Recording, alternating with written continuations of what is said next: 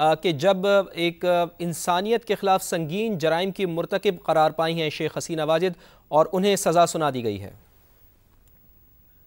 जी हाँ, बिल्कुल इसकी तवक्को थी, इसलिए कि इसको अक़वाम मुत्तहिदा ने भी, जब ये जुल्म और सितम और ये एट्रॉसिटीज जितनी चल रही थी बांग्लादेश में पिछले बरस, तो उस वक्त अक़वाम मुत्तहिदा ने भी इस पर रिपोर्टिंग की थी।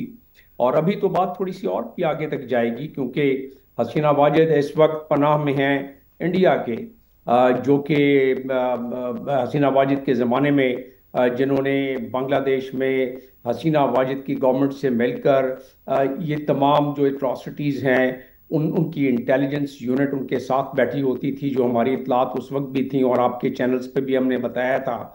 तो उसकी वजह से एट्रॉसिटीज़ ज़्यादा हो गई थी, लोगों के घरों को जला दिया गया था, लोगों के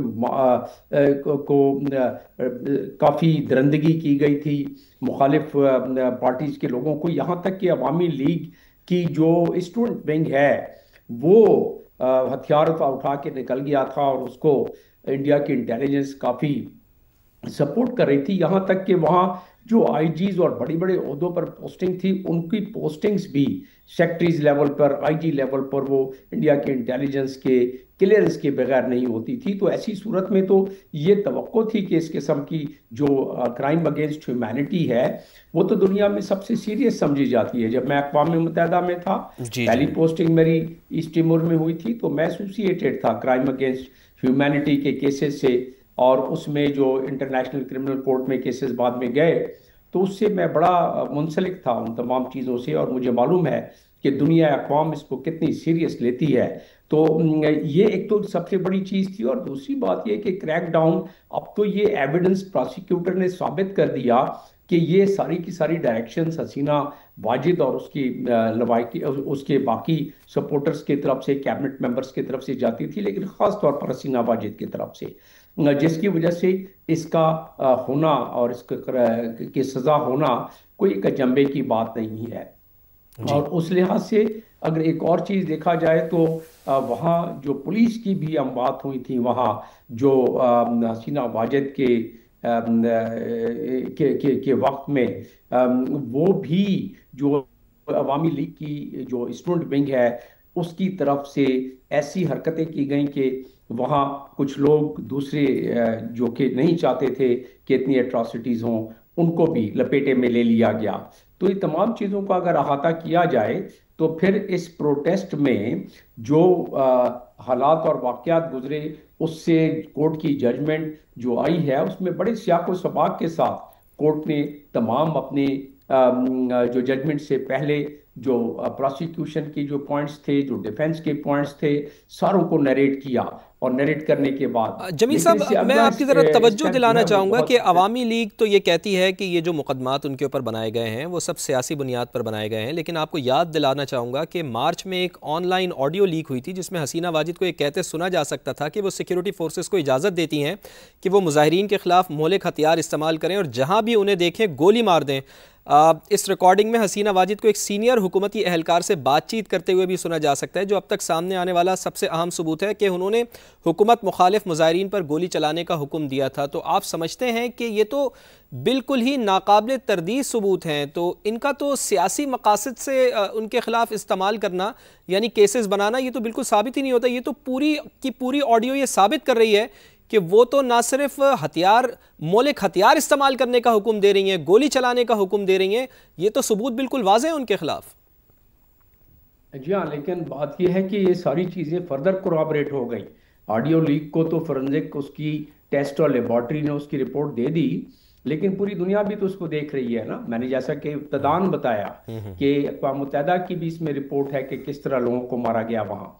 तो उस लिहाज से ये फोरेंसिक जो इसकी की गई ऑडियो की, एक तो ये, और फिर इसको कोराबरेट किया गया जो उसके गिरदो नवा में जब ये ऑर्डर दिया गया हसीना वाजिद के तरफ से, तो उसके जो एड्स थे, जो उसके साथ में स्टाफ था, उन्होंने इसको कोराबरेट किया। कोराबरेट से मुराद ये है कि उन्होंने बताया प्रोसिक्यूशन को कि किस तरह ऑर्डर दिया गया, तो टेप इस तरह साबित हो गई।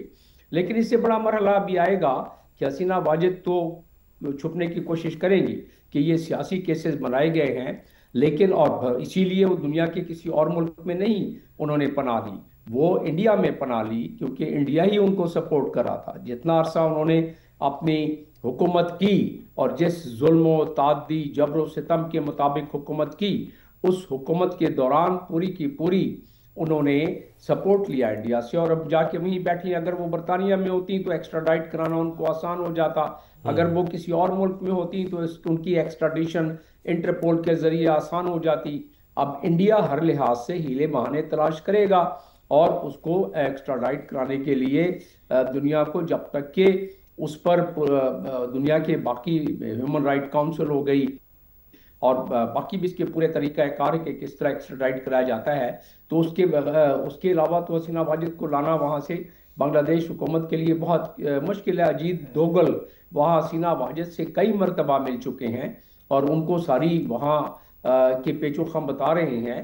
तो उस लिहाज से अगर देखा जाए तो हसीना वाजिद अपने सियासी जो उन्होंने बनाया है कि भाई ये सियासी केस है, तो उसके पीछे छुपने की कोशिश तो करेंगी वो।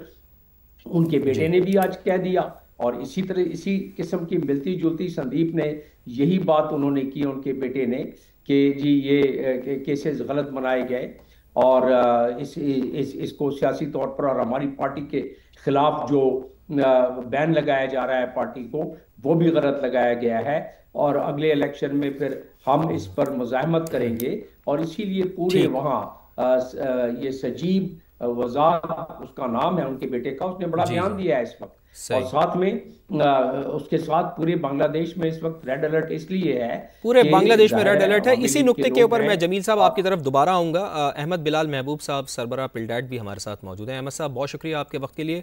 अब सज़ा तो सुना दी गई है शेख हसीना वाजिद को, लेकिन अवामी लीग इसे मुस्तरद करती है। वो कहती है कि जी ये तमाम तर जो केसेस हमारे ऊपर बनाए गए हैं वो सियासी बुनियादों पर बनाए गए हैं। एक तो आपका रिएक्शन क्या है कि ये सज़ा सही हुई है, कानून के मुताबिक दी गई है उनको सज़ा? और अब सबसे बड़ा मरहला, जैसे जमील साहब भी हमारे साथ साबिक़ सफारतकार मौजूद हैं, वो कह रहे हैं कि एक सबसे बड़ा मरहला अब दरपेश होगा कि उनको जो पड़ोसी मुल्क भारत है जहाँ पर उन्होंने पनाह ले रखी है, वहाँ से अपने मुल्क कैसे लेकर आया जाएगा। रेड अलर्ट इसलिए है पूरे कि बांग्लादेश में जाहिर रेड है अलर्ट है। अवामी इसी लीग के नुक्ते के लोग ऊपर हैं। मैं जमील साहब और आपकी तरफ दोबारा आऊँगा। अहमद बिलाल महबूब साहब, सरबराह पिलडैट भी हमारे साथ मौजूद हैं। अहमद साहब, बहुत शुक्रिया आपके वक्त के लिए।